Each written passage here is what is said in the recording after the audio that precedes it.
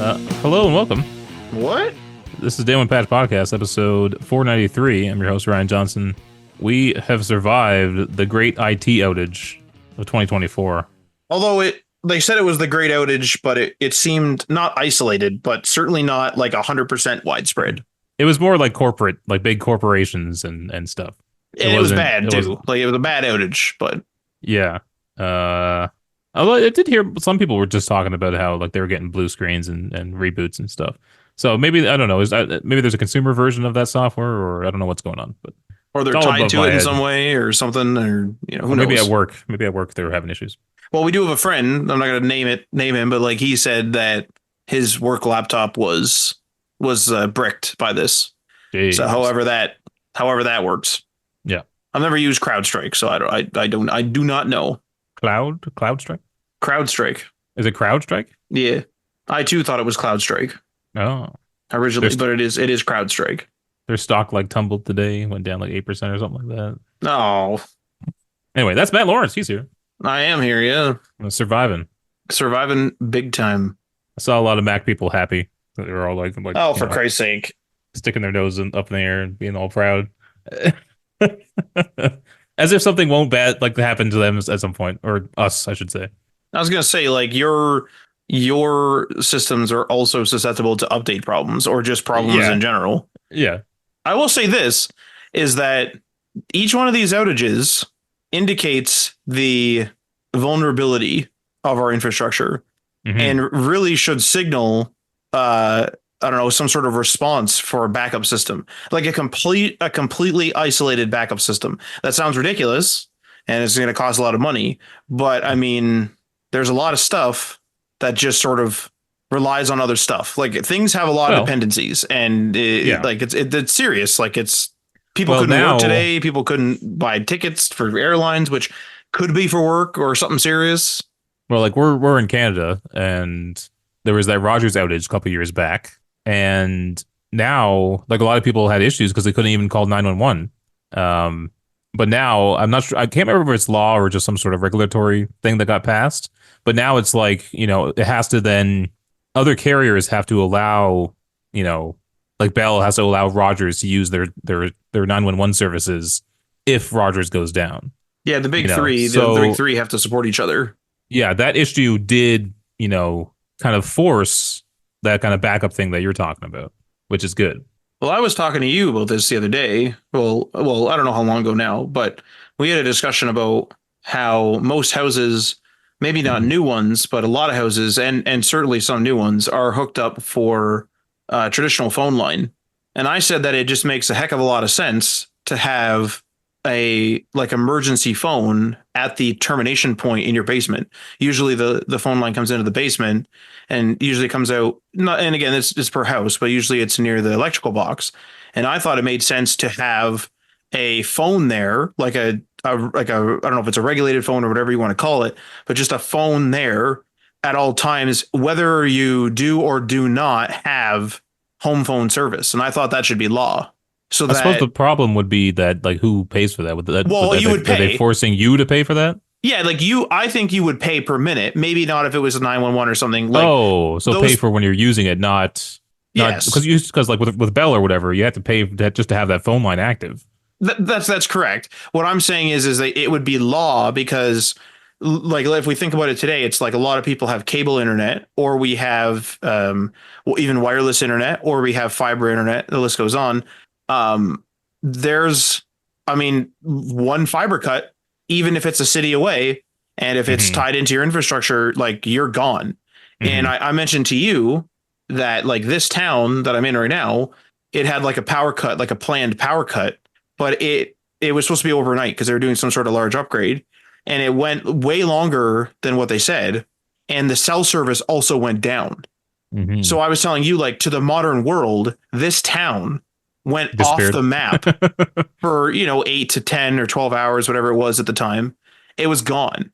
And I was saying, like, back in the day, you used to be able to still call 911 or whatever, or use your phone, but like it would use like we had a phone, like a Bell phone, where it would have like a modified ringtone and stuff. Like it would run in some sort of low power state, when there was no power, but you could still use it like a regular phone.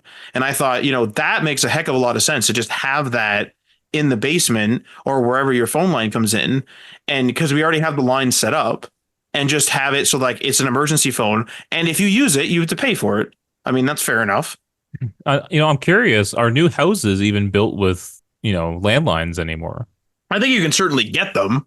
I don't Sure, think but it'd be a when they reason why you build when couldn't. they build these new developments, are those houses coming standard with phone lines? I don't know. Is That's that a good question. Are they doing that still?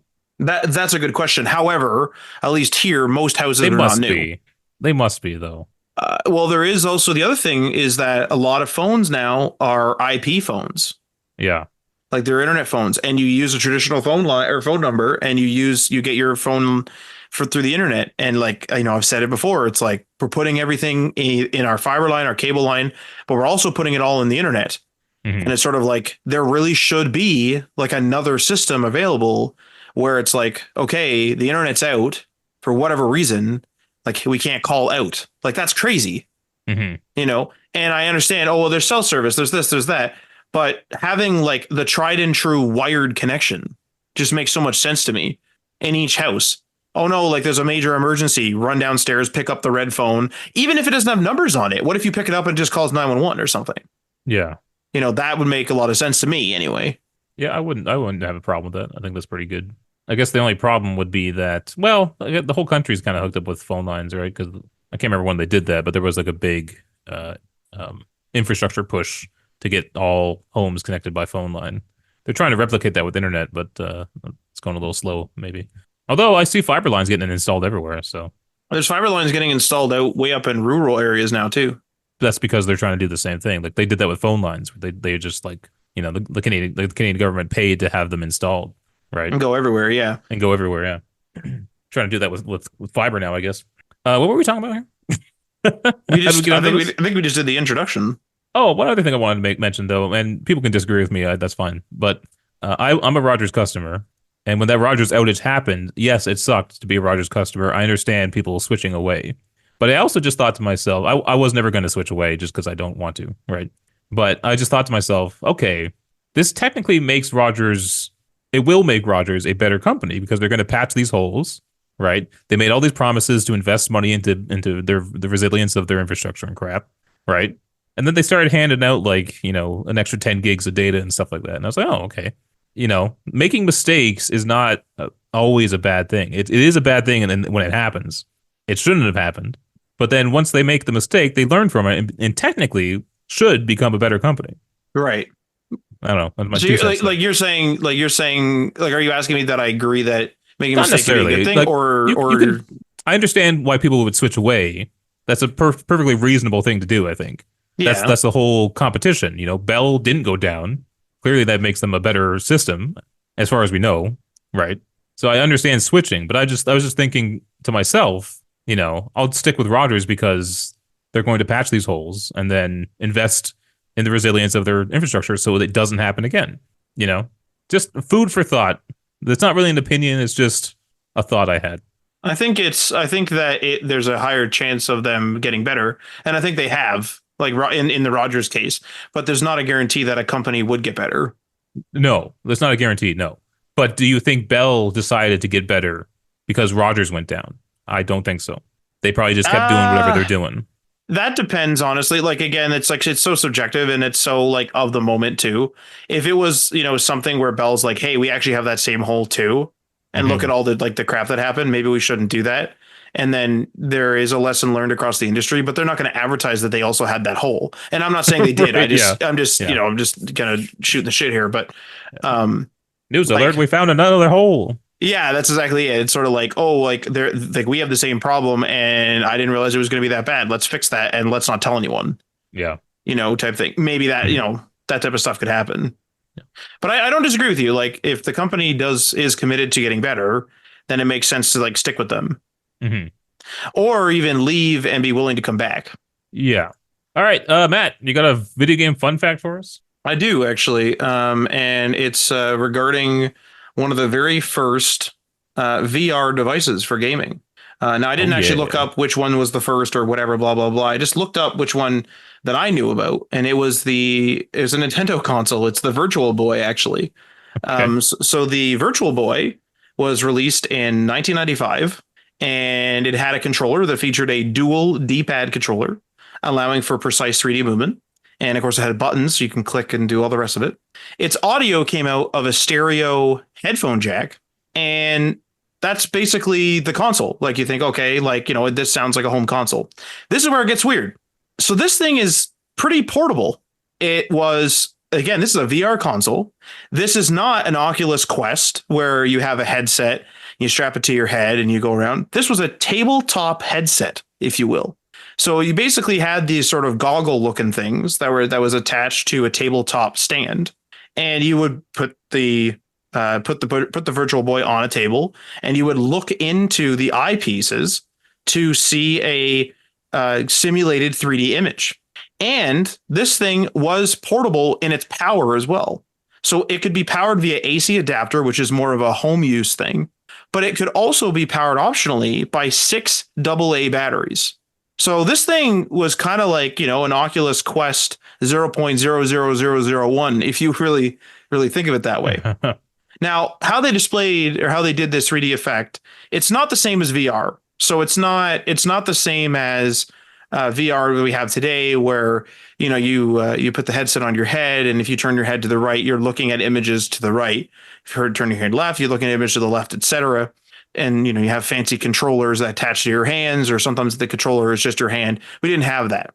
What this really was it was like a headset you looked into, and it was kind of like a 3DS, if you will, in concept. So how did they kind of get this 3D effect working? Well, the Virtual Boy had 2 monochromatic, meaning red and black, LED displays. And there was one of those displays for each of the eyes. So there's 2 of those. And this sort of dual display thing created a stereoscopic 3D effect. Basically, the images shown on each display were slightly different. And this mimicked the way that human eyes, or mimics, excuse me, because human eyes haven't really changed, mimics the way that human eyes perceive, or a parallax effect, if you will. This is very similar, if memory serves, to how the 3DS works. Now, each display image was projected onto oscillating mirrors that rapidly moved back and forth. Jeez. And these mirrors reflected images into the eyes at a high frequency.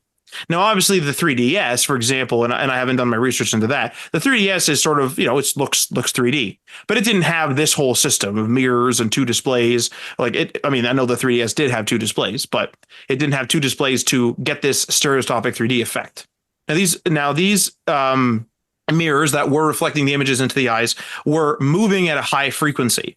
And this tricked the brain into perceiving depth, making objects appear to pop out or recede into the screen. And again, what actually helped was, I already mentioned it, the monochromatic screen, which was red and black. This helped maintain the 3D effect without having, different colors kind of interrupting it. It didn't distract from it. So you still got that sort of like depth, that 3D, things popping in and out, because it's sort of like a no nonsense display. Although it is complex. Like when I say no nonsense, obviously you have these mirrors and they're oscillating and there's 2 of them and, yada, yada. But like, there's not like, oh, look, like that tree's green and like Mario's shirt's red and yada, yada. Like you don't have all that. It's just very much like, hey, like the peak of our tech here is being shown in monochromatic in a monochromatic way. Now, I believe there was about 22 games released for the console, and I looked up what some of the top ones were. These are obviously subjective, but the top games that I got were Wario Land, which is, and this is in no particular order, Wario Land, excuse me. And this is a platformer where you control Wario and you navigate through various levels, defeating enemies and collecting treasures. Also Mario Tennis as well, which is self-explanatory. There's also Tolero Boxer, which is a boxing game that had robots in it, and it was actually in a first-person perspective, because remember, you're looking into this headset-like thing, and it used the 3D effect to give you that sense of depth that you were actually in a boxing ring, which is kind of cool. There's also Galactic Pinball, which is something I would not have thought of would be on this thing, and this is a pinball game that is, of course, set in space.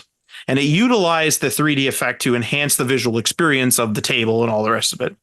And then here's an interesting one that I've never heard of, Mario Clash. And this is a 3D reinterpretation of the original Mario Bros. Arcade game. I had no idea that this game even existed. And there's another one here that I've absolutely never heard of that isn't Mario, and it's Jack Bros. This is an action adventure game featuring characters from the Shin Megami Tensei series. I probably messed that up a little bit. And it's actually known for its engaging gameplay. And apparently some critics thought it actually used the 3D effect quite well. That leads me to my next point, which is, why did the Virtual Boy disappear? Why didn't we see it again? And why is it that, the 3DS is obviously, it was made way, way, way after the release of the Virtual Boy in 1995. Well, the sales and longevity of this thing I kind of thought was like kind of impressive and also like not the greatest, which is a little unfortunate. So the Virtual Boy, I thought this was a lot, actually. The Virtual Boy sold approximately 770,000 units worldwide, but it was only available for a short period of time. Right. What sucks is this is a very niche device. Like this is a, cutting edge, hey, we did it, almost type of device. Like, hey, yo, check this out. This actually works.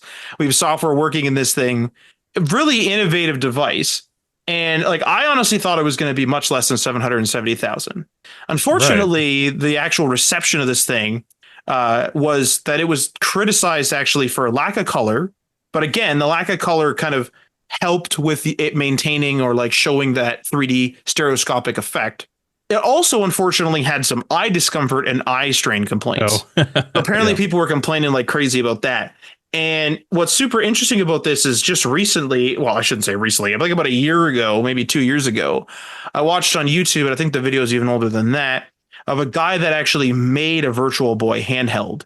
And he did so by somehow getting the two screens to act as a refresh rate on a single display. And he describes the entire thing. It was a crazy process, and it was really cool. Now, this thing was discontinued in 1996. So like I said, released in 1995 and was discontinued in 1996, sadly. So in North America, the sort of formal release date was August 14th, 1995. And in Japan, it was July 21st, so just slightly before in 1995.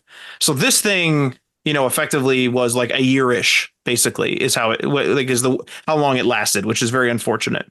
And I actually have a question. So I know this is the sort of video game fun fact, or I was gonna say it's Query Corner, but it isn't. But I have a question for you, Ryan. Do you think that problems like this make companies like Nintendo not try to be as innovative anymore, or even their competitors? Is incidents like this, is this why everyone's sort of afraid? We talk about that a lot, right? Where people game developers and whatever, they play it safe now. And Nintendo did, do things out of the box after this, assuredly. But what do you think about that? They make this super innovative piece of tech. It just doesn't hit the mark. Now it's well, I guess we're going back to the not even the drawing board. I guess we're going back to the old stuff.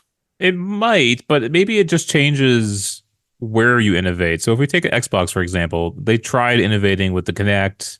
They tried making their box more of an entertainment unit, not strictly video games. And then Phil Spencer comes in and reverts everything back to the basics, makes it a gaming first console, strips it all down, makes sure it's completely tailored for gaming. But then they innovate through things like Game Pass and streaming. So it might also just have to do with changes in leadership. So maybe it scares off the current leadership to make innovative changes. But when new leadership comes in, they're willing to take more risks. Well, certainly too, there's one thing I want to mention is actually motion gaming in particular. Yeah. So motion gaming was an innovation that Nintendo really got in front of with the Wii. But the thing was about motion gaming was that it was almost a fad. Now you could argue that Nintendo was the person they're the ones that started the fad, and that other people like the PlayStation Move followed suit. But I'm just curious, let's say the Wii, for example, does really well. What's interesting is that the Wii does well, but then they don't release another motion-centered console. They released the Wii U, which did have motion controls, that you could use Wiimotes on there. but the sort of gimmick or the innovation there was sort of the tablet controller. And my thought was like, what's really weird is that the Wii was such a breakout success, tons of sales. And yes, there was a lot of criticism because it basically became a mini game collection console. The software really wasn't quite there. But it's weird that, you have this massive breakout success and then you don't go, hey, let's make another motion console, but let's make it more powerful. Let's try to get the software to be good. Let's get a lot of good developers on board. Let's make it so that you can easily play in non-motion mode. Like let's iterate upon it. And I just find it interesting that like Nintendo seems to just do whatever they want, which is, something that Tim has said time and time again. But I just find it interesting that like some companies would be possibly discouraged by, sort of an outing like the Virtual Boy. But it seems almost like Nintendo isn't even encouraged by their previous successes in a way. And I'm only using one isolated example. I'm sure there's examples that prove me wrong. But it's just like, why wouldn't something like, a breakout motion control success result in another console that was motion control centered? Well, I think if they're smart, they know that you can't treat any of your products as sacred, Sure. right? Because the whole way to get success is by doing something different, and you can't do that by holding on to a sacred product, right? So maybe Nintendo's just learned that lesson somehow. Because you're right, they've always like the DS were hugely popular handhelds, and they basically got rid of them. You know, They I think cannibalize their own industry, their own console with the yeah, Switch. and I can see a lot of companies being afraid to do something like that, right?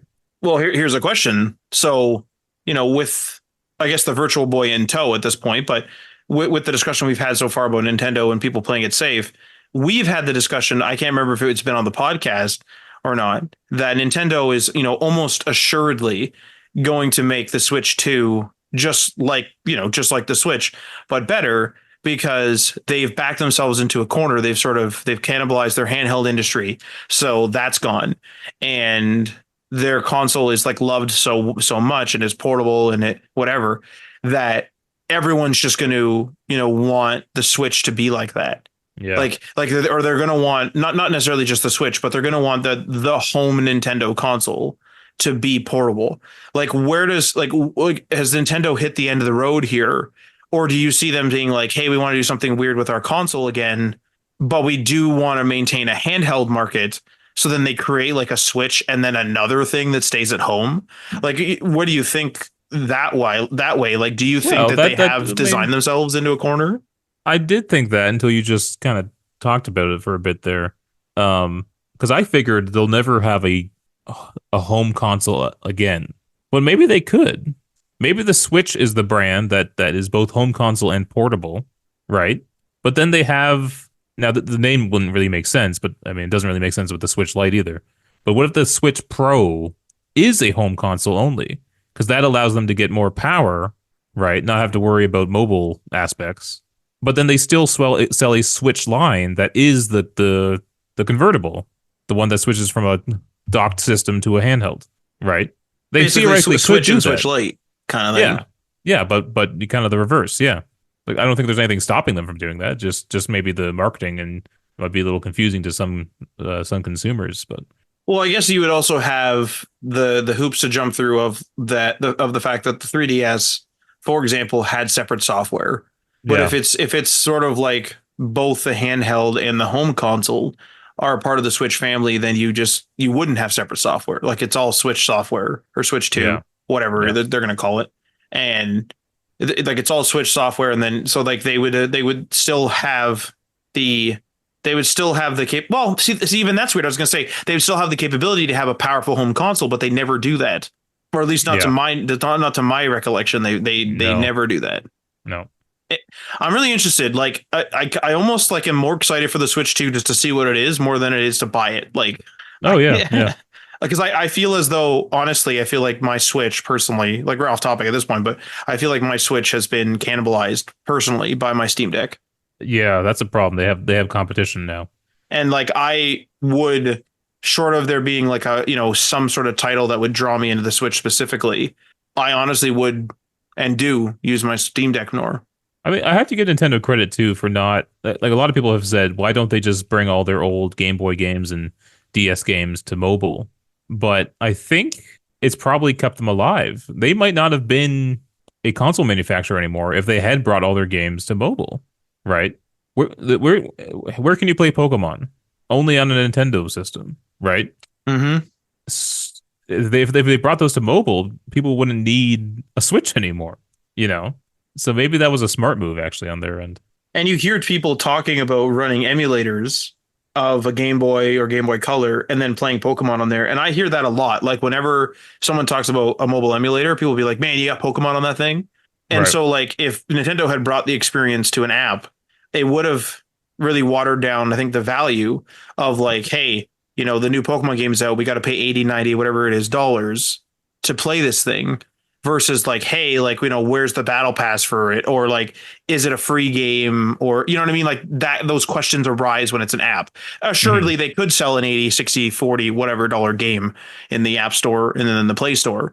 But people, because it's a mobile game, would want it for a discount or for cheap or for free or with microtransactions or whatever. Hmm.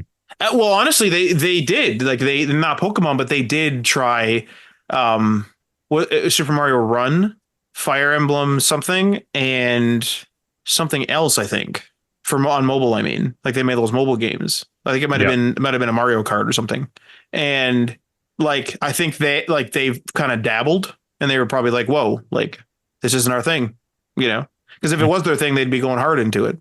I do think the motion stuff was a fad too, because I think by the end of the Wii's life, the fact that they made the Wii U not be motion focused, you know, it wasn't really. I don't recall. Did the sales drop of the Wii at the end? It sold like gangbusters at the beginning, but I don't recall if the sales dropped. I wouldn't be surprised. I do recall that the general consensus was that the Wii was very much a secondary console and that the software quality near the sort of later life of the Wii had dropped because people were all trying to capitalize on the fact that it was motion controls and there was still sort of like, the latest gimmick. And yeah. people were making mini game collections like crazy because even in the beginning of the Wii, there was a lot of mini game collections, but it was warranted because it allowed people to see how the motion controls worked. Hmm. Whereas, later on, it's like, okay, there's only so many like sort of like shoot the target games you can play Yeah. before it just starts kind of getting silly. Yeah. All right. That's cool, Matt. Thank you, sir. Thank you very much. Let's move on to the top stories of the week. Amazon now selling a no console required Xbox bundle. I mean, speaking of consoles and trying to innovate here, this is no console required. This is from IGN. Amazon has launched an Xbox no console required bundle, coinciding with the recent release of the the Fire TV Stick Xbox Cloud Gaming app, enabling Xbox Game Pass users to stream games directly to their TVs without needing an Xbox console. Quote, stream Xbox games, no console required. The only streaming media player with the Xbox app. End quote. The new bundle coincides with Amazon's Prime Day event that runs through July 16th to the 17th. So that's already passed. It was at the time listed for $78.99, a $40.99 saving versus buying the controller, subscription, and streaming stick separately. There are even multiple colors to choose from with white, blue, and green Xbox controllers as part of the offer. Uh, what's your thoughts on a no console required Xbox? Well, we actually discussed that a little bit on the show before with the when Starfield came out. We had discussed how I think I was listening to ACG at the time, and he was mentioning to people because they were, Starfield was kind of sought after, and he was telling people, hey, like if you want to get back into gaming for Starfield and you don't have a console, you could just grab a Fire Stick. At the time, sideload the Xbox Game Pass app, and Bob's your uncle, Yeah. and you're good to go. So it's interesting. I will say this is that, well, one, I find it weird that it's only on Fire Stick right now. Like the Game Pass app is not on Google TV slash That's Android TV interesting. right now. Yeah. And it might be like a whatever, like a unique deal, some money changed hands or whatever, like whatever, fair enough. And you can sideload it, or at least last I checked, you could sideload it onto the Google TV. So there's a possibility there. Okay. The thing is though, is like this no console required stuff. Is this going to catch the attention of parents? So Xbox is saying that they're still committed to staying in the hardware space and that they have a new console coming and it's the most powerful console they've ever built and it's a piece of hardware and yada yada. But parents who are on a budget are going to see, yo, there's this no console required thing. If the kid already doesn't have a Game Pass subscription, which is highly likely because budget conscious parents will be like, yo, this is a good value, right? Um, Well, unless you figure that you had to pay monthly for it. but like monthly is very good for people on a budget because they can budget for it. Yeah. It's a predictable expense. That and that is a very general statement. I understand. Like some people don't budget that way. That's fine. But it is like having a monthly cost that is predictable. And yes, it does increase sometimes. But something that's predictable is much better than being like, Jesus, like my kid wants 4 games this month and 1 game next month. And I know that, as a parent, oh, you don't buy them everything they want, whatever. But I'm just saying that, like, because I know people are going to be like, well, I don't buy my kid everything and whatever. Congratulations. What I mean is like, if parents haven't already caught on to Game Pass, are they going to now catch on? Or like, is it possible for them to also catch on to this? And then kids are going to grow up with no console. And then it's going to be like, well, I have a console. Like I understand I'm extrapolating a lot from this one bundle, but is this the beginning of the no console future? I don't know. I just don't know. We just don't see a lot of data. Usually when things are successful, they'll tell you, oh, we have 1 million people streaming games every month. They'll come out and say that. I don't hear that. Do you? I don't know, not myself. So I'm just skeptical still. The thing too is this stream Xbox games, no console required. I was running around Prime Day quite a bit. I was buying quite a bit of stuff because my whole family was doing it. So I was loading up the cart with everyone's stuff. And I was flying in and out of like every category from golf to video games. And I was in video games for quite a while. And it never suggested this bundle to me until I found it in an article. I think maybe you shared it with me. I clicked it. It went to Amazon.ca, whatever. Like it went to the Amazon Canada listing. And then only then did it start suggesting it to me. So Right. this thing isn't exactly, at the forefront of the marketing, I suppose. What I also find interesting about this is that Amazon's involved in this when they have Luna. That's the funny thing too, A yeah. little weird, right? Yeah. But I will say that if Luna, and I have never used it, but if it strategically sort of positions itself so that it has different titles than Xbox Game Pass by and large, you could entice someone to grab a couple subscriptions, just like the TV and movie subscriptions do. Yeah. The Amazon was also selling their Luna controller on sale during Prime Day. I saw that. I saw that a couple times without looking it up. I'm trying to look up what the most popular streaming boxes are. This is from Copilot, so grain of salt as always. Roku, it's on top. Mm-hmm. Amazon Fire Stick second. So, I mean, if you're gonna partner, with someone, that does kind of make sense. Well, the Roku, a Roku was in my Prime Day checkout, like for one of my family members for sure. Like, Oh yeah. and my whole family's all Roku as well. So, like, I mean, the Roku does make a lot of sense. I don't know if this is in list of popularity. Actually, Okay. this could be Copilot run amok. Well, I mean, we disclosed it was just a quick co-pilot. Like it's we haven't like gone through Okay, and so fact checked everything. so this is pulling from an IGN article, the best streaming devices for 2024, Okay. and then it lists their picks. So then number one is the Roku Ultra, followed by the Amazon Fire TV Stick 4K Max, then TiVo Stream 4K, which I've never even heard of until now. Nvidia Shield TV, also haven't really heard of that till now. The Shield TV is that one we were talking about. It's not the Shield built into the controller. It's the little box sits under the TV. This looks like it's a cylinder that just plugs into the HDMI, maybe Yeah, in between HDMI cable. it's a Shield console. Like it's a Shield console rather than a handheld controller with a built-in screen. Apple TV 4K, Mm-hmm. Chromecast with Google TV, Roku Streaming Stick 4K, and then Chromecast with Google TV HD. Amazon Fire TV Cube. That is an ugly box. I would not want that on my TV stand. You don't even need a box really anymore. Like it's just like an HDMI cable with like a little bit of a floating bubble. Yeah. I don't know what the most popular one is. I think it's Roku though, right? I believe it's Roku. Yeah. And then Roku's devices are very small now. Very small. I don't know anyone with an Amazon Fire Stick though. I don't, but I hear about it all the time. So I assuredly it's very popular. Like I definitely hear. Oh no, I do know one person that has it. Yeah, but I mean, me not knowing anyone with it is just anecdotal. It could be popular, but I just don't know anyone with it.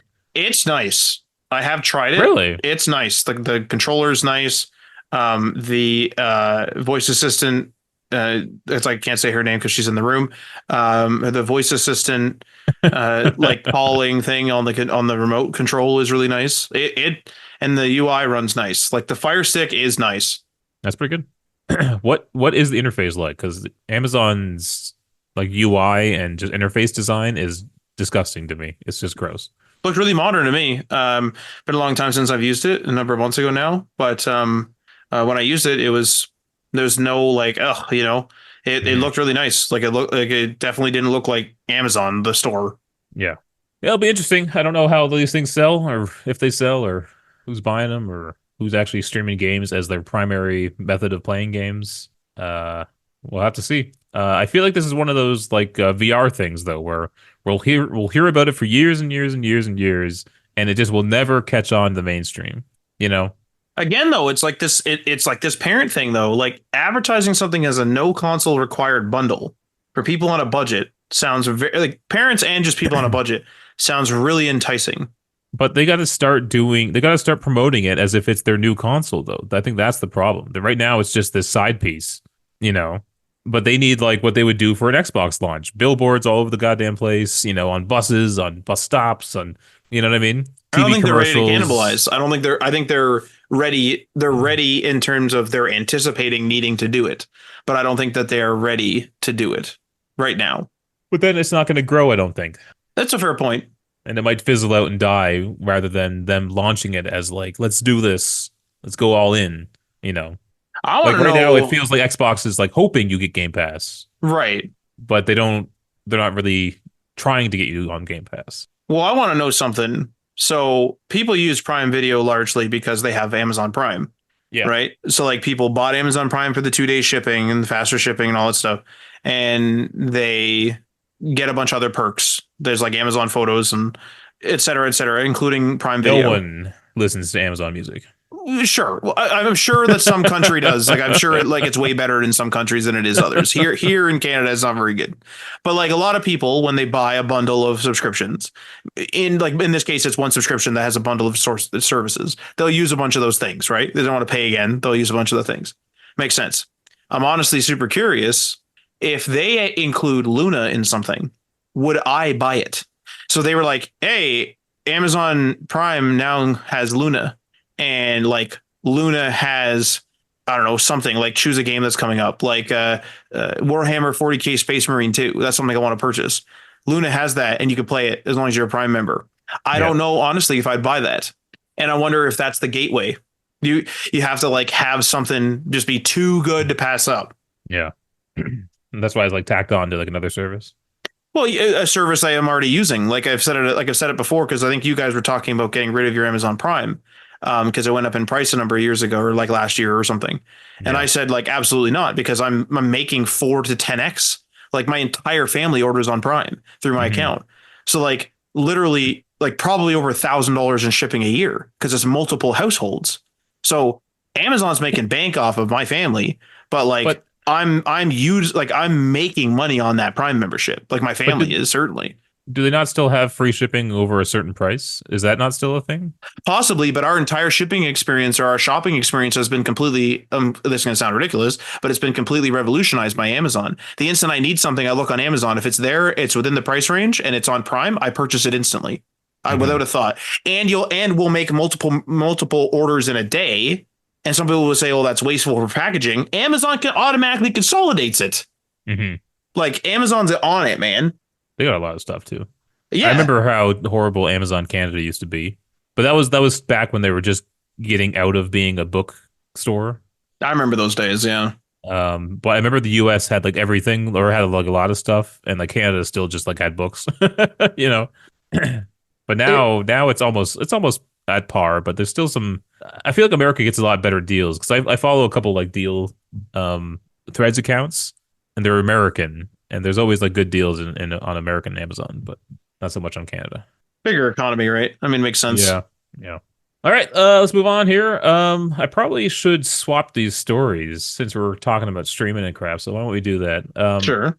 Microsoft integrates Nvidia's GeForce Now into its Xbox game pages. This is from The Verge. Microsoft is integrating Nvidia GeForce Now service into its store pages for Xbox games. The integration will allow you to pick between either Xbox Cloud Gaming or Nvidia's GeForce Now service when you view a game listing on the web. Currently, Microsoft only lists its own Xbox Cloud Gaming service under the Play with Cloud Gaming on game listings, so it's surprising to see the company add Nvidia's GeForce Now service. At the time of publication, the new Play with Cloud button isn't available just yet, so it's not clear whether this is simply a link to the main homepage of GeForce Now, or whether this deep links and launches the game directly on NVIDIA's cloud gaming service. NVIDIA's GeForce Now RTX 4080 tier is the most impressive cloud gaming service available right now, with NVIDIA even claiming that end-to-end latency beats an Xbox Series X running locally on a 60 hertz TV. That last part is fucking wild. I kind of want to test that. Because, I'll tell you one thing, Xbox Series X running locally, and I have a 60 hertz TV, and it's fucking pretty good. Like, like I said it before, it's on fucking Black Magic, whatever the fuck they're doing there. Like, I stream games on there if I don't have them installed, and like, it's pretty good.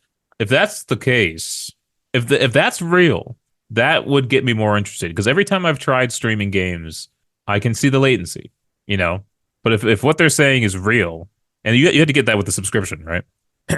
Well, this is like NVIDIA GeForce Now is your Steam library. But you need the subscription to GeForce Now to access their infrastructure. That's correct. To access the 4080 stuff, right? Yeah. And there's also like there's a free tier where you can like wait in line and stuff, but I think it might be on a lesser GPU. Yeah. I might like just do like a demo or like a trial, subscribe for a month or something. Cause that's impressive. Yeah. If you think it's cool, like why not? You give it a try. Cause I want to believe streaming movies has taken over movies, I'm dabbling in like physical 4K just for the fun of it, but I do mostly stream my video content. So why not games? I still think though that like it doesn't streaming like streaming movies and TV makes a lot of sense, but like streaming a game, like not everything needs to be streamed, I guess is my thing. Like streaming really could just be like, everyone's like, man, streaming took off. Let's stream this. Let's stream that. Let's stream ice cream to your house. Like it's ridiculous.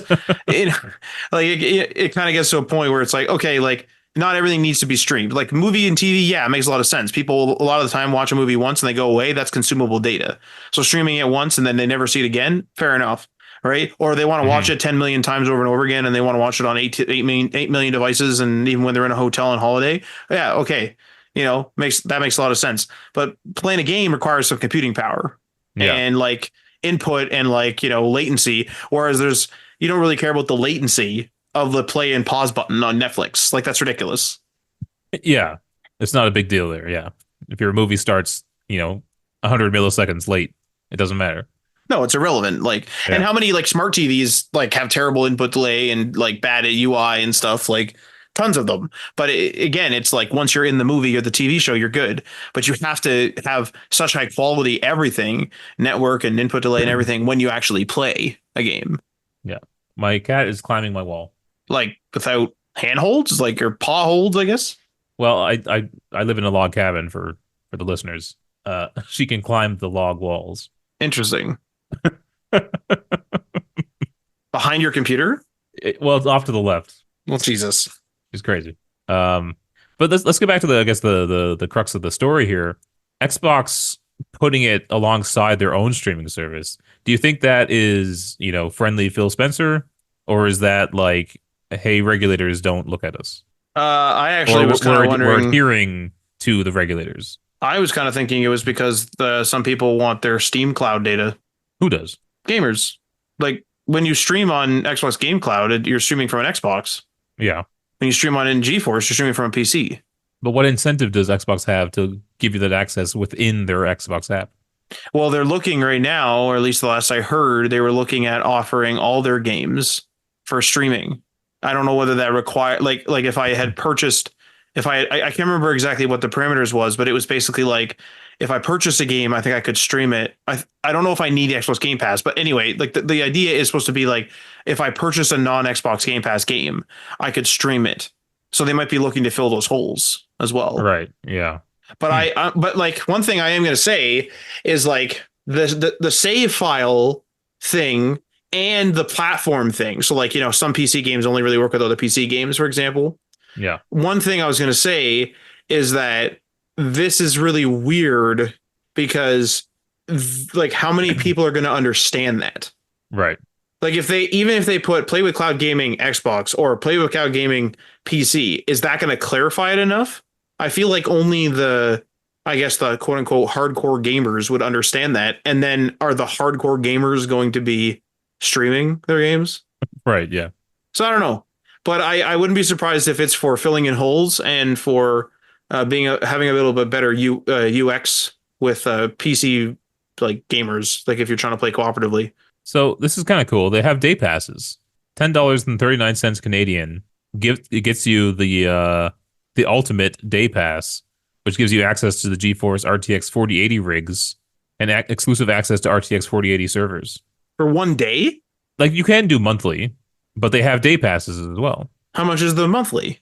Monthly for ultimate is $12.99 a month. So it's 10 a day or 12 for a month. Yeah.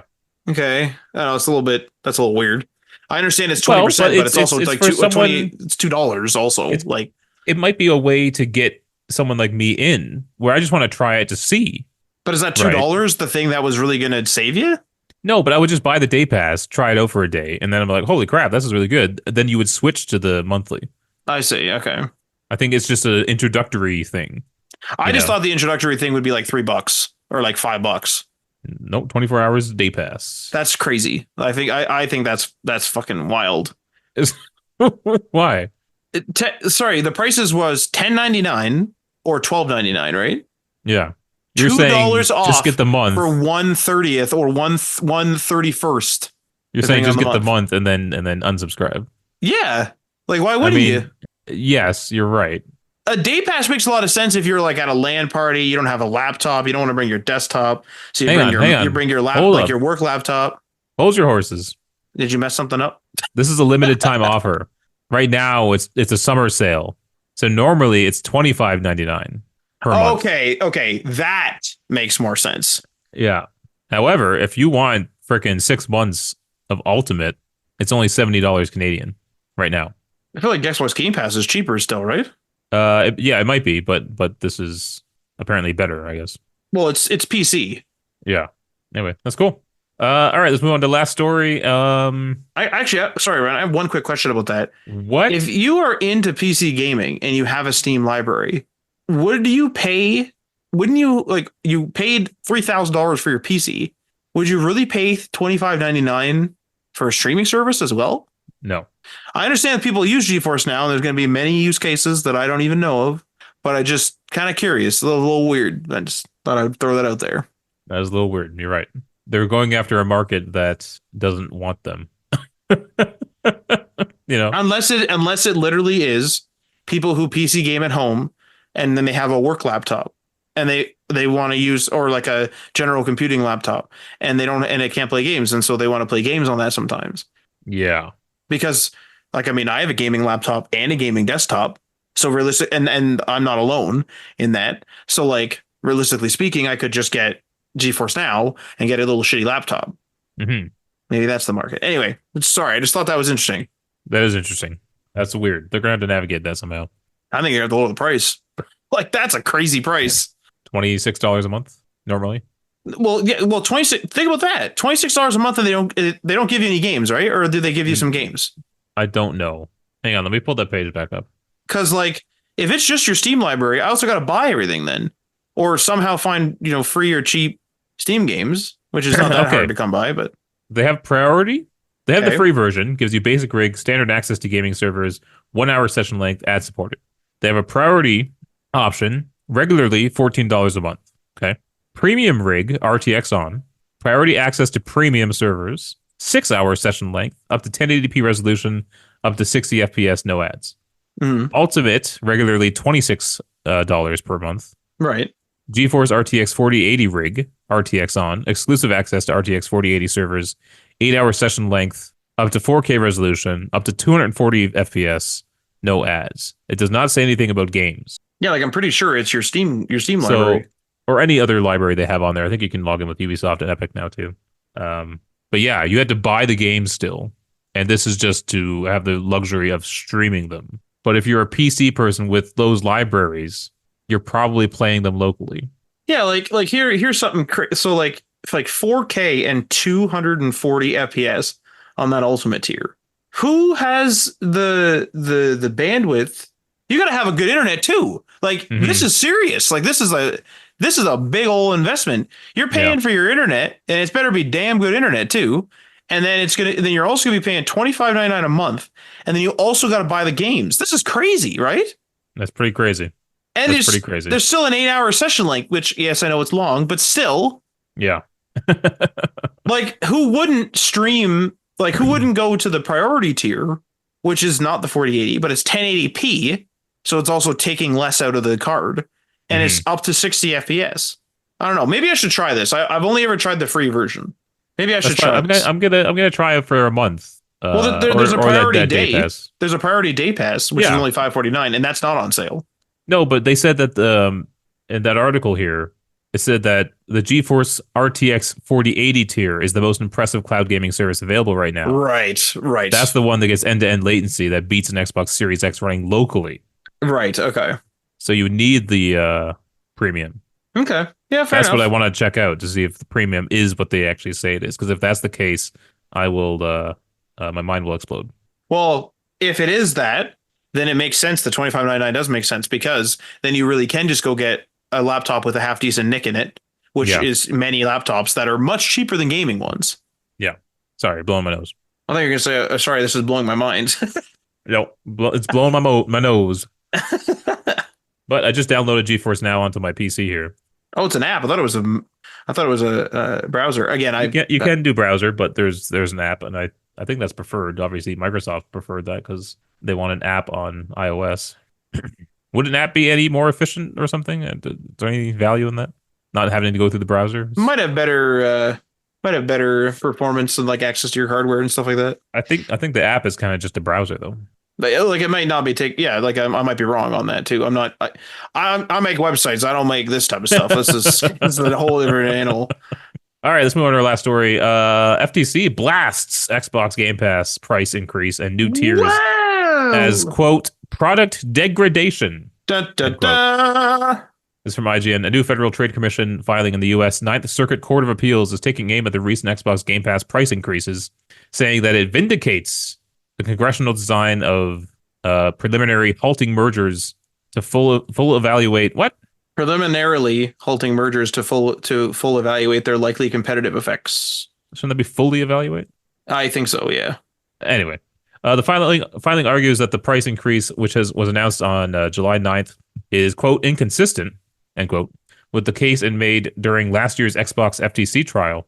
In breaking down the new revised service, the FTC filing describes the new standard tier as a degraded product that withholds day one releases while still representing an increase over the original console Game Pass tier. Quote, product degradation, removing the most valuable games from the Microsoft's new service, combined with price increases for existing users, is exactly the sort of consumer harm from the merger the FTC has alleged, end quote. The filing reads. It also notes that the price increase coincides with Call of Duty being added to the most expensive tier. As outlined last week, the newly revised Xbox Game Pass will raise the price of the ultimate tier from $16.99 to $19.99 per month, along with a host of other changes. The price increase was described as inevitable by analysts speaking with IGN, with some predicting that Game Pass will eventually see the introduction of ads. The changes are said to be part of a push by Xbox to recoup some of its $69 billion investment in Activision Blizzard. It is kind of funny. So the whole point of like the FTC trying to stop mergers is because they're trying to protect consumers from like price increases and stuff. And then it's like Xbox wins and then they raise their prices. It is kind of funny. Well, they raised their prices and they also made a worse tier. Yeah, yeah, and took away the valuable part of it. I feel like they wouldn't be getting as much yelling at them if they had just raised the prices because prices go up. That's true. That's true too. But them taking away the valuable part of the tiers and putting that behind a higher paywall is like exactly what they were worried about with this merger. And it coincides with the Activision Blizzard game that they bought, Call of Duty. You know, I will say one thing though is that like they at the time never said whether Call of Duty was coming to Xbox Game Pass day one. That was never divulged, Right. They and made the decision so after. yeah, like the decision was made after, or at least it was shown after. And so you can't really say that the Call of Duty experience has been degraded because by the purchase, because actually there's a new way for them to for consumers to get it, which is through Game Pass Ultimate or whatever their grandfathering in of whatever, right? Like certain tiers of Game Pass, they'll get it day one. Yeah. So like it's like that point isn't exactly moot, but like it's certainly a little wishy-washy. Like Hmm. they didn't say, hey, in order to play Call of Duty on Xbox, you must purchase Xbox Game Pass Ultimate. Right. That would be something to be like, what the fuck are you doing, guys? Hmm. I mean, I don't know what kind of steps they can take to, punish Xbox, or are they just can they only just yell and scream and that's it? You know what I mean? Well, I will say this, like, I don't necessarily disagree with them yelling at them. That's for sure. I don't know what they can do, but I Because don't the I don't merger's done. necessarily. It's not like they can like say you now have to sell Activision Blizzard. I guess they theoretically could, but that's unlikely, Wasn't there a right? holdout? I thought there was something like there was one place, and I thought it was the FTC that was still like suing or something, or did they get all that sorted? I thought that was still ongoing. Like the merger went through, but then there was still something happening or something. Like the appeals, like courts or whatever. Something I that's from memory. We covered so much of this stuff that it's Remember Canada was like, "Hey, we haven't made our ruling yet." yeah, and it's like yeah, we're buying them though. Yeah. We're merging. And it's like cool, bud. Thanks for letting us know. And they said that like Canada missed the time to protest it or whatever. Sounds like Canada. Man, this thing's due on Tuesday. Well, we could answer it Thursday, or even better, the next Thursday. I still Like, find that weird though, Jesus because like, Christ. why does Microsoft get to choose the time? It's the government that chooses the time when they want to stop your merger. I wouldn't be surprised if the Like, I government's the don't. one that set the time limit. Right. If you put in a thing to let them know they must object by this time, Hmm. or like, too bad we did it. Yeah. All right, that's the stories for the week, man. Moving on to what we're playing. Take it away, since you're the only one here. Take it away. What? What are you playing, man? What am I playing? What you got playing? I did something fucking crazy. So What? I've been playing some fucking PS2 games on my Steam Deck. Yeah, oh, yeah, that's crazy. Um, I've been doing the Call of Duty 2 Big Red 1, 2 or 3 missions into that. It's working pretty good. I don't know, the whole like emulation thing has been pretty good. I had one error, one issue where the games were running really slow, but I noticed that they were not running slow as in it was struggling to run. They were literally running in slow-mo. And I had all the frame capping stuff off and everything, and I couldn't quite figure what was going on, but I toggled the frame capping stuff on, then off, and then it worked. So I think it just kind of got caught in a weird state. Mm. And then that worked. And that's the Steam Deck frame capping. If anyone is interested or needs to know that out there, because it's a bit of a weird problem. Because obviously the frame capping works in like a lot of Steam games and helps with battery life and such. But so I got that working. And so again, Call of Duty 2 Big Red 1, but also I've been playing um, Pirates: The Legend of Black Cat. Wild. It is a game that yeah, wild is right. It is a game that my uncle bought it for me, and I couldn't get past the second or third island. Or I got into the second biome, which is like a spooky sort of like there's skeletons and stuff, and I could get past the first island or two, but there was like a couple, like an island, like shortly into that biome that I just could not get past as a kid, and I couldn't like kill the forts. I didn't know how to do that, and I like really sucked at stuff, sucked at gaming because it was quite literally like my third or fourth PS2 game ever. So I just did not know like how to do it. So I've gone back. Like this game has sort of like haunted me a little bit. Like I've always wanted to play it and just always assumed that I'd either have to get a PS2 out, which I didn't want to do, or like figure out how to play it elsewhere or like wait for a remaster. So I'm playing it here, and it's running really great. It's running really good. The game is actually pretty fun. It's very shallow. It's really ridiculous. The game is super ridiculous. You just kind of wander around, and like in typical PS2 style, the environments are very open with very little in them. Hmm. But the game's fucking hard. I haven't died yet, I don't think, but there's parts where it's like I'm about to die, and like assuredly as I get further into the game, if the difficulty increases, which I is, if I remember it increasing, I'm gonna get my ass kicked. Like undoubtedly, this game's fucking hard. And so I don't feel bad now so bad, but I am slowly working through it. So that's been fun. I did a quick search on RoboCop, and this is ridiculous. I thought I was done RoboCop, and then the chief tells me, "Yo, there's another case." I'm like, "All right." And I thought what it was going to be is like the chief brings you into the briefing room, and it's like, the music starts fading in, and it's just like RoboCop, Rogue City, title card, game's over, right? Yeah. No, looked up the list. Like I did another mission, and then it was like, "Oh, we're gonna do this now." And I was like, "Wait, there's another mission after this one that I thought was already an extra one." And I went Googling, and I'm halfway through the game, which is That's crazy. which is ridiculous. Which really sucks because now I'm like discouraged to play it. Like I haven't played it now because I'm like, man, holy fuck! Like I've been playing RoboCop.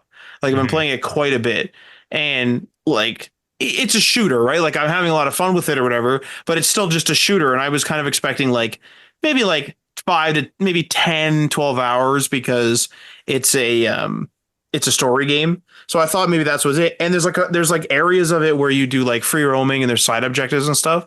Mhm. And I have been, with the exception of like one area, which was the last one, because I thought it was literally the last mission. But the last one I didn't do the little side thing. I've been like 100%ing all the zones. And now I have half a game to play. Yeah. And it like shot up in difficulty. So now I'm fighting these guys that are like super good, which I never had to fight before. These guys are super good. And I've been only upgrading all my like combat skills because I've never had to fight anyone that challenged me in a combat situation. Now I'm Mhm. running through without any combat upgrades, getting my ass beat. So I'm not dying, but it is a bit of a pain in the ass. Yeah. So I don't know. I'll hopefully go back to it. I'm just going to take a little bit of a break. Like it's RoboCop. It's not exactly the most like in-depth story. So I can go back in a few months even and like remember or just like look up a refresher and, and remember what I did. Yeah. Uh, um, but no, so that's been RoboCop. Been playing the first Descendant as well, which I keep accidentally calling the last Descendant. Because like you rarely hear about the first something. Like it's very rare in titles for it to be the first. It's always the last Jedi, the last of the Mohicans. Yeah, it's like, oh no, like where did the whatever you said Mohicans go, right? And then it's Yeah. like the last Mohican on beta and VHS. So I've been playing that. It's pretty good. I haven't been paying attention to the story, so I have no idea what's going on really. Short of a few story beats. They're like, man, we went out here and there's like this big thing, and I'm like, I don't care. And then I started playing as another character. And it's like her parents were taken away from her. I don't care. She was really traumatized as a child. Cool. Like, where's the next gun at? Like, I'm trying to level up Mhm. my guns. Like, I just do not care about this game in that way. But it's been fun. It's been pretty good. I'm hitting a little bit of a wall right now. I just pushed a little bit too far ahead too quickly. So I just gone back a little bit and doing some side missions to level up and grind a bit to level myself up. And that's already been helping. So I've made the right call for sure. Um, we've been doing some Fortnite. I'm trying to get all the Fallout stuff, including the bonus pages. So I'm level 70 something now, which is cool. Got pretty far. I like started this week at level 50, like one or two, not up maybe 20 levels. We did the Halo. We did the Halo. We beat Halo. We completed, man, it's so weird. Like I forgot all about that. We completed the first Halo for me, which is like a big thing off the backlog. So that thing is gone, which is fantastic. It's a fantastic feeling actually, now that I think of it. Mhm. So that's great. That's a big one off the old checklist. And then maybe next time if Tim is available, we'll do Halo 3. And I think we're near the end of that too. So we might even beat Halo 3. So we did that. Man, we did it quite a bit. And then Apex Legends. Just played a couple hours here and there. Got a couple of wins. Been pretty fun time. Going for a rip. Still playing as Fuse, which is my main, I guess, legend character, hero, whatever you want to call him. It's been pretty good. I'm getting pretty good at sticking people from a distance and stuff like that. I'm still absolutely horrible at identifying like what is happening though. The guys I play with, they're just like, oh, like someone's above us. They're to the left of me. There's a care package here, care package. I have no idea what's happening. Like they're hearing things, and I asked them one time. I said like, hey, like what? Like how do you know it's a care package? And like I'm pretty sure the answer was like, well, they sound different. And I was like, okay, we're done. We're done here. Like I'm not gonna know that. You know. Yeah. I don't play Apex enough to know that, and like I missed the boat or something. Like okay, but I'm useful in combat. Like I cover people, I can kill people and stuff. So I'm not useless in that way. So that's good. Um, and I mean, there's quite a bit, but I think that might be it. I feel like I did something else. Oh, I've continued a little bit of Diablo. I did a lot of Oh things wow. for just like an hour ish this week, an hour or two ish here and there. A little bit of Diablo this week again. Just leveling up my character, leveling up the gear. Specifically, what I'm doing right now is I'm missing Paragon points and bonus skill points because I haven't actually done it's sort of like a reputation system in each of the regions or the biomes, Hmm. and you have to like reach level 5 in each of them to get these bonus things, and I just haven't done that. So it's attached to the profile. So once I've done it, it's done. But I've never beat the game. I never did those things. So I'm missing out on those. So I'm doing those now. They're pretty grindy. So I'm just kind of like log in, pick off a dungeon or two, and then log out. Like it's nothing big. But Yeah. my character is shaping up good. Like running around, killing things pretty easy. Only really getting hurt when guys are like pretty high level above me, and I'm still able to kill them if I gotta take my time and stuff. But that's it. I think that's it. I think that's been my week. Wow. Okay. Me pretty easy. Mostly Elden Ring DLC. I am at the last boss. I'm at the final boss. Like for It's sure. yeah. Okay. It's very difficult. It took Aaron, I think he said like between 50 and 70 tries. Is that right? 50 Was and that 70? that might be too high. Maybe that's too high. I can't Whoo wee. I can't remember how many tries he said it took him. Maybe we can look it up real quick. Give me a second here. Oh yeah, 50 to 70 tries. And Aaron's good at those games, so Yeah. So I'm like kind of like searching for the last Shadow Tree fragments. I need one more level up. And I'm trying out different builds. I'm looking up online. And ones that are using like new items from the DLC. So I'm trying to up my game before I go back in and try again. I did get him down a third. So I don't think that's too bad. that's good. No, that's really good. Yeah. Yeah.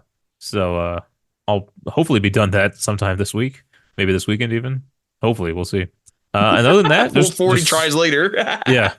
Other than that, just Overwatch, a little bit of Fortnite. My mobile gaming has taken a backseat, which is kind of sad. I was gonna say, I thought you were gonna say taking off. No, it's dropping a bit. Yeah, that's it. Pretty slow week for me. Not too much. All right, Matt. Probably gonna be back playing Halo 3 if everyone's available. I think so, yeah. Next Wednesday, twitch.tv/DayOnePatchMedia, 9 p.m. Eastern. And that's it. We'll see you guys next time. Yo, peace.